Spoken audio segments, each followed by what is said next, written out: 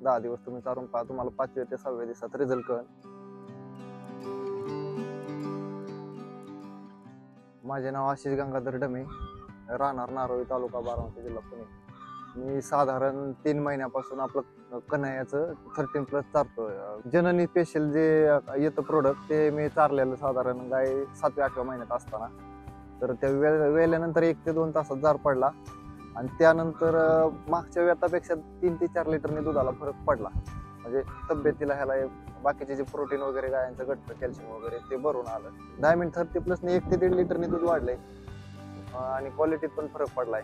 पहिले ज्या प्रमाणात डॉक्टर वगैरे जास्त लागत नाहीत आणि गायांना चमक राहते, तेज राहते आणि गाया फ्रेश राहतात, म्हणजे तब्येतच तंदुरुस्त राहतात. मी सगळ्या बाकीच्या शेतकऱ्यांना एवढं सांगेल की तुम्ही एकदा चारून पहा.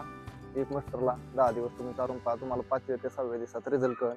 आता लगेच चारल्यावर काय रिझल्ट येत नाही. 5-6 दिवस आपण थोडं कोणत्या गोष्टीला गेलं, 5-6 दिवस हे करा. एका 10 दिवसानंतर तुम्हाला लक्षात येईल की आपल्या बदल किती होतोय.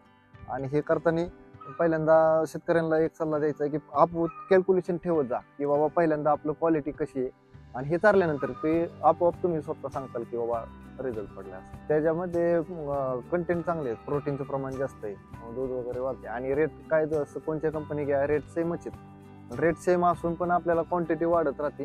तिकडे दुधाच्या प्रमाणात 120 लिटर दूध जात असलं तर ते 125-30 पर्यंत जाते.